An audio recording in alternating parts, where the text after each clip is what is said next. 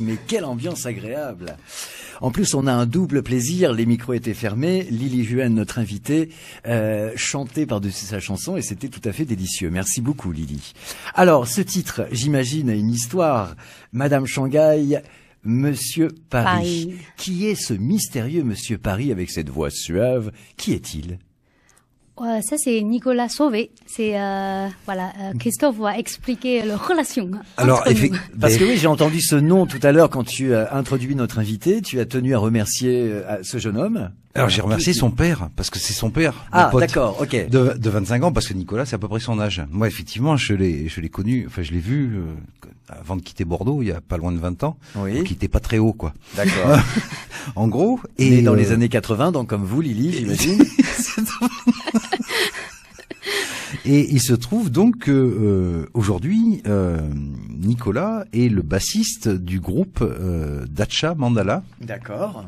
Petit groupe bordelais qui a commencé un petit peu, qui faisait quelques festivals et lors de dernier festival qu'ils ont fait au printemps, ils se sont retrouvés sur un assez gros festival et il se trouve qu'il y avait les Insus.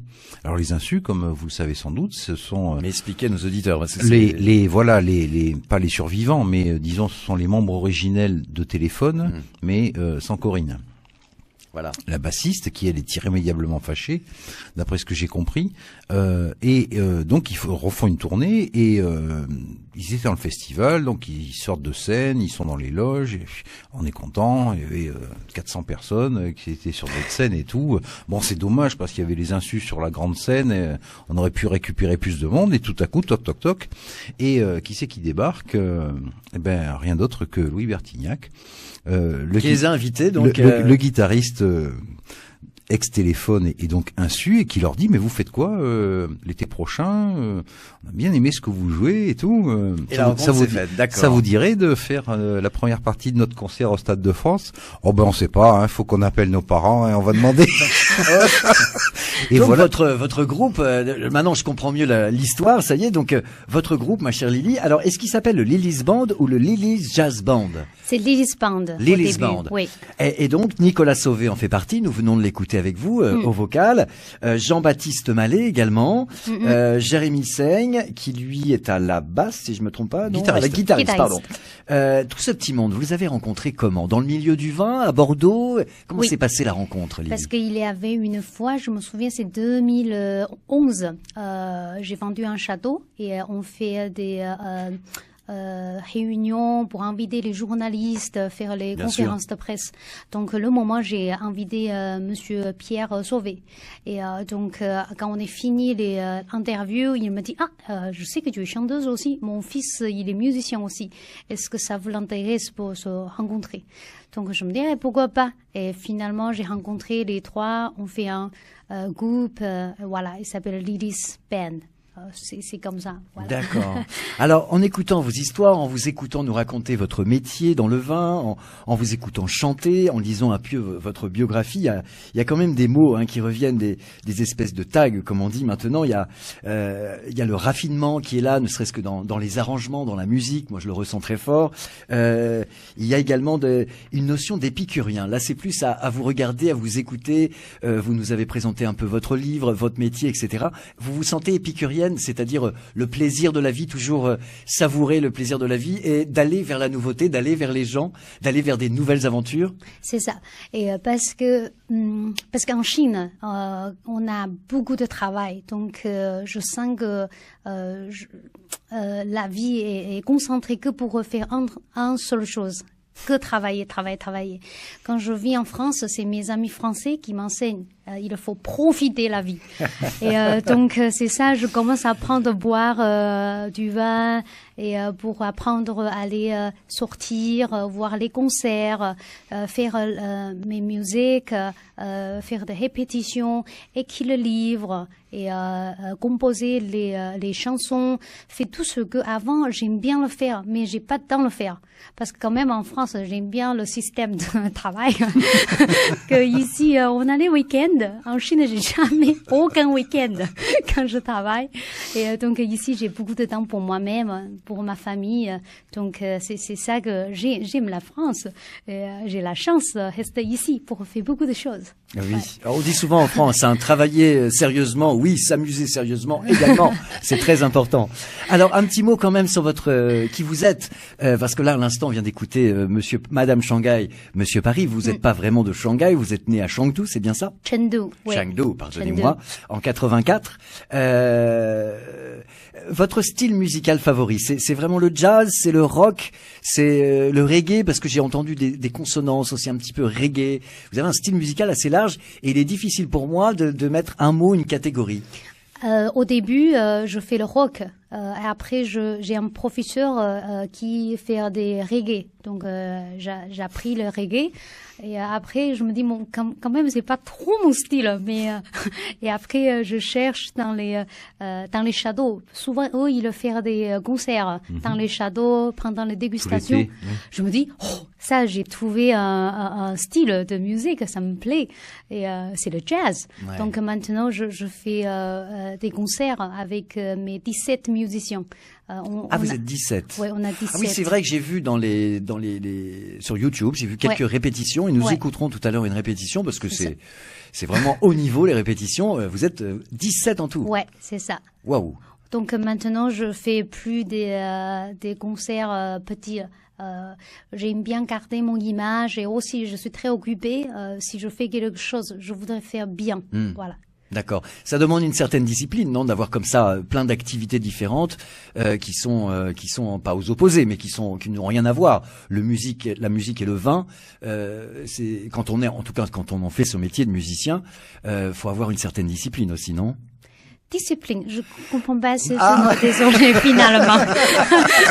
J'ai oublié ce que ça voulait dire. Bon. Désolé. On va chercher un traducteur de toute urgence pour essayer de comprendre ce qui se passe. Organisation. Oh, organisation. Ok. On va dire comme ça. Ça veut dire, j'ai beaucoup de choses à faire. Comment j'ai du temps pour faire ça? Oui. Ok. D'abord, la technique, je suis comme tous les Chinois, on travaille tout le temps. Et donc, pour moi, c'est important. Je suis quelqu'un très efficace pour planning mon temps. D'accord. Mes temps. Parce que je sais si c'est 9h à 10h, fais quoi, 10h, 11h, je fais quoi.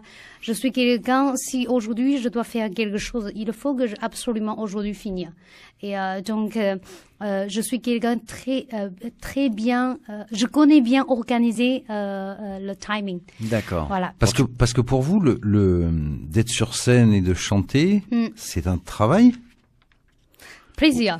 Ah, donc est-ce qu'on aménage ses plaisirs comme on aménage son travail? Est-ce qu'on a besoin d'être efficace quand on est dans le plaisir? C'est presque de la philosophie, effectivement. Wow. Ou est-ce que c'est plaisant, on est là et voilà, c'est le moment, on chante, on essaye, on fait des variantes. Est-ce que c'est la même chose que le travail? Pour le travail, je suis encore beaucoup plus sérieux parce que pour le travail, je peux pas avoir une faute. Ça, c'est vraiment business très sérieux. Si je fais une fois de faute, ça veut dire que j'ai perdu mon image tout de suite. Les gens qui vont râler, surtout notre culture pour travailler, c'est très strict. Et c'est pour ça que j'adore la musique. Si j'ai des petites fautes, je dis, oh, c'est pas grave, je chantais, je suis pas professionnelle. La salle, elle s'en va pas, voilà. Ça va pas se vider d'un coup. Oui, mais quand même, quand je chantais, c'est la passion. Donc, j'ai motivé faire ça. Et donc, pour moi, c'est le détendre. Je fais bien aussi. J'invite nos auditeurs à aller voir les vidéos où vous êtes en concert parce qu'on le sent très bien, où là vous passez là dans l'émotionnel. Vous êtes un être tout à fait émotionnel à 100% quand vous êtes sur scène. Ça se voit, ça transpire. Alors que dans votre métier, dans le vin, j'imagine que là, l'émotionnel, il a peut-être sa part quand on déguste, quand on découvre un château, mais on redevient très vite cartésien, enfin très carré. Oui, très carré. Parce que mon travail, il faut que je utilise d'abord 3 ou 4 langues. Parce que mes patrons sont anglais et mes clients sont chinois. Les vendeurs souvent sont français. Oui. Donc, il y a des clients qui viennent de mon région. Il faut que je parle Sichuan dialogue aussi. souvent c'est ce 4 langues. Faut mélanger tout le temps. Et quand on a des transactions, des négociations, c'est vingtaines de personnes qui est dedans. Moi, je dois traduire qu'est-ce que le notaire il dit, l'avocat il dit, qu'est-ce que le client il veut, qu'est-ce que le propriétaire il est pas d'accord, qu'est-ce que notre agence qui pensait il y a un problème.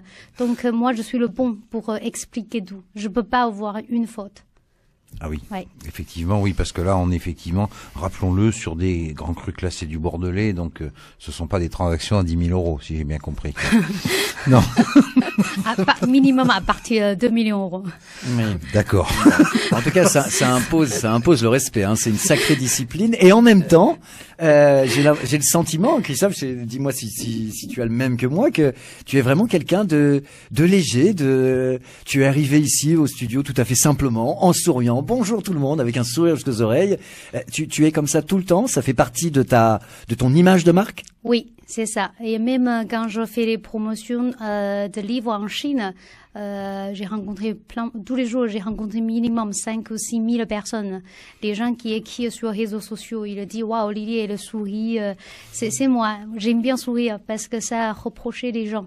Voilà, je fais pas la tête. Donc c'est ta nature, Oui. c'est pas une posture. C'est des gens, voilà, les stars de cinéma, d'autres choses. On sait quand ils viennent en dédicace, quand ils viennent à les avant-premières, ils disent bonjour à tout le monde et tout. C'est l'image. Puis, en fait, dès que les personnes sont Ouais. sorties, c'est fini, quoi. Mais là, ça demande pas un effort particulier. Aussi, un peu. Non, parce que tu sais, j'ai jamais pensé que je suis une star. Je suis toujours pensé que je suis Lily. D'accord. Moi, je viens de France, je suis étudiante et après je travaille.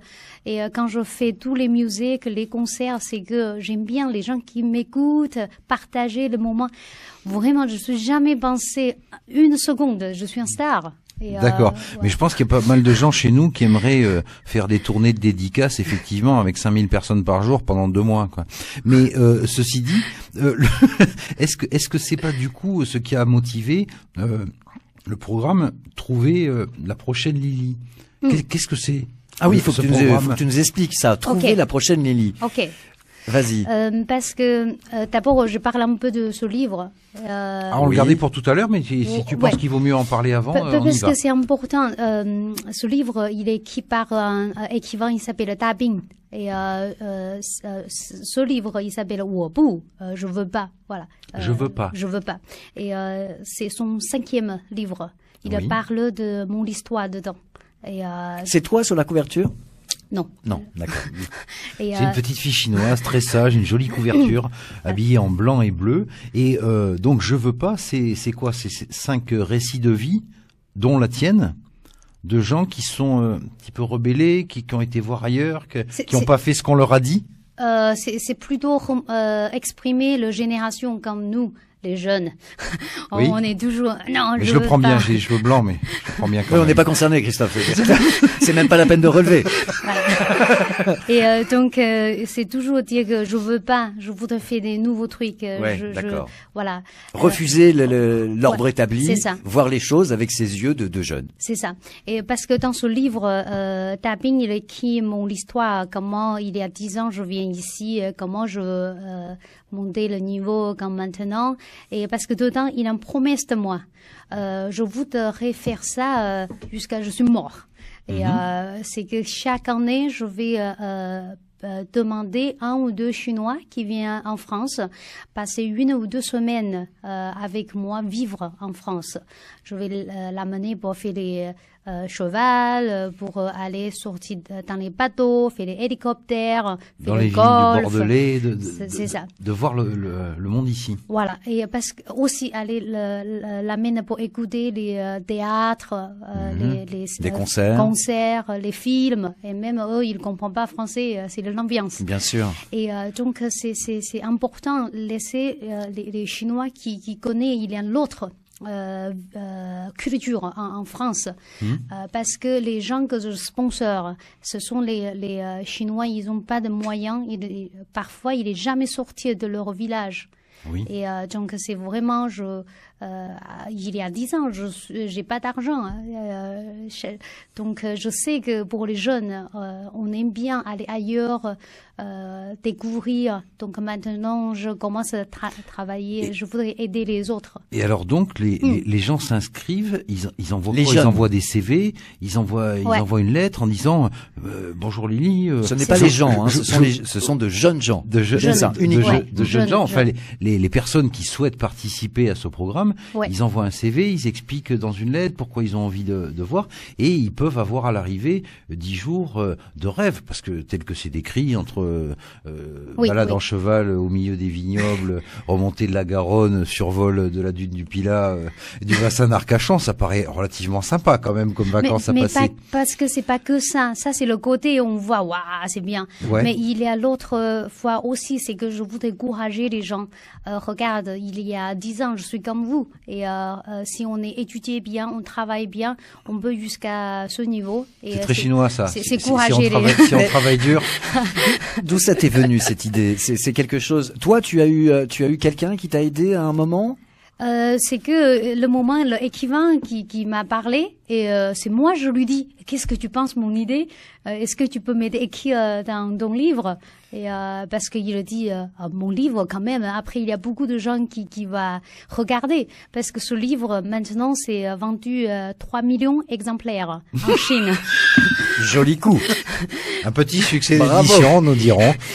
Bravo, Donc bravo. c'est pour ça quand j'ai reçu la lettre de motivation qui est arrivée chez mon assistante chinoise, et même le facteur il dit, qu'est-ce que vous faites ici? Tous les jours je passe ici. Sur le dos. Tous les jours je passe ici. Pendant 2 mois on a reçu 10 000 lettres.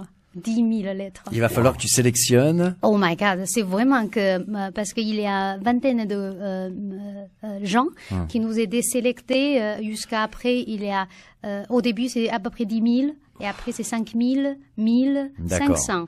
300. Et quand il restait encore à peu près 300, je l'amène d'où dans ma valise parce que je voyageais à Thaïlande. Et je suis sur le beach. Oui, sur la plage. Sur la plage. Et je regarde les lettres. Il y a des lettres, c'est très motion. Émouvant. Émouvant. Je pleurais. Et même il y a monsieur qui vient me voir. Il me dit, qu'est-ce qui se passe? Vous êtes en vacances. Il y a beaucoup de lettres à côté de moi. Mauvaise nouvelle. Et il me dit, c'est des gens qui sont amoureuses de toi. Je dis, je ne sais pas. Mais je pense que l'histoire est très bien. Et après, il me dit, il faut tu être content. Les garçons t'aiment bien. Je dis non. Principalement, c'est les filles. Et donc, est-ce qu'on l'a trouvé? Pardonne-moi, Christophe. Nous allons faire une petite pause musicale parce que c'est le mais moment, même si certainement. j'ai pas fait mon petit geste, pardonne-moi. Les délicieuses anecdotes d'Lily Luguen, on va les retrouver juste après un autre morceau de ta composition. Enfin là, pardonne-moi, ce n'est pas de ta composition, c'est une reprise. Ce sont les répétitions, donc, avec tous ces musiciens. Ils sont 17 au total. Je répète qu'il s'agit de musiciens professionnels, tous, mais qui, là, vous êtes en train de travailler, de répéter. Donc, il y a cette ambiance toute particulière. Et là, c'est un grand standard. J'en dis pas plus, on écoute.